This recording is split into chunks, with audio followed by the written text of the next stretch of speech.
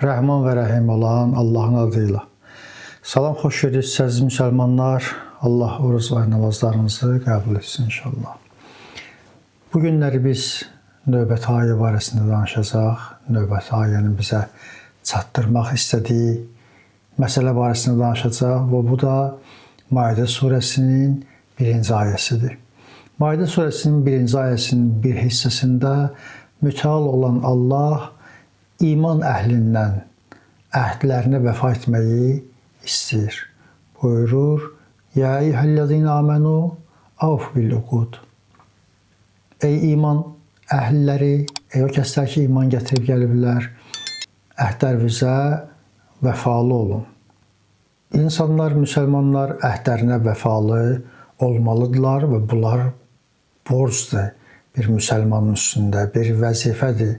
Və bu vəzifəni bizlər üçün mütəal olan Allah təyin edir. Buyurur, əgər imanlısansa, o zaman da gərək əhdüvə vəfa eləyəsən. Yox, əgər əhdüvə vəfa eləmirsənsə, onda ya sənin imanın yoxdur, ya da Allahın çağırışına sən cavab vermirsən. Cavab vermirsənsə, təbii ki, yenə də imanın zəifliyinə, süstliyinə və yaxud da olmamağına yenə də qayıdıb gəlir.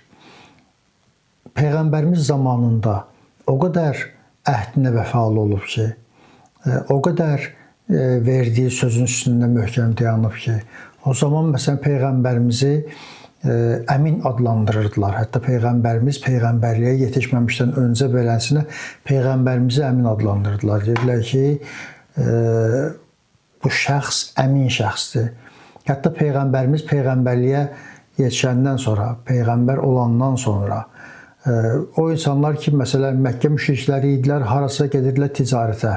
Əqidələri ilə üst-üstə gəlmirdi. Əqidə baxımından bunlar düşmənçilikləri var idi Peyğəmbərimizə qarşı. Amma harasa, məsələn, ticarətə gedirdilər ya səfərə gedirdilər, öz əmanətlərini Peyğəmbərin yanında götürüb qoyurdular. Və Peyğəmbərimizi əmin bilirdilər.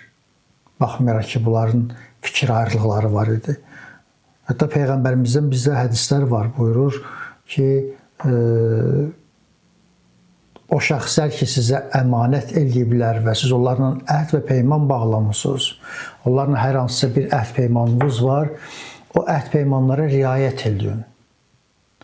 O əhd peymanlara riayət edin, istəyir bu insan din əhli olsun, iman əhli olsun, istəyir iman əhli olmasın. Biz digər hədislərimizə baxanda baxırıq, görürük ki, əhd peymanı sındırmaq, vəfasızlıq etmək əhd peymana, nə cür aqibətlərlə insan pis aqibətlərlə üzləşə bilər. Əvvəlcə pis aqibətlə bu dünyada üzləşir. Bu dünyada əgər bir insan öz əhdini və peymanını sındırsa, bu insan bu dünyada insanların qınağı ilə birincisi üzləşəcək. Etibarsız insan sayılacaq.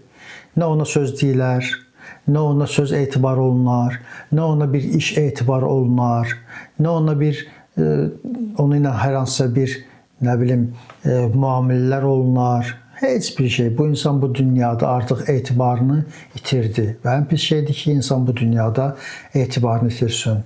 Bu bir tərəfi, dünya tərəfi, ikincisi də bizim axirət tərəfimiz də var.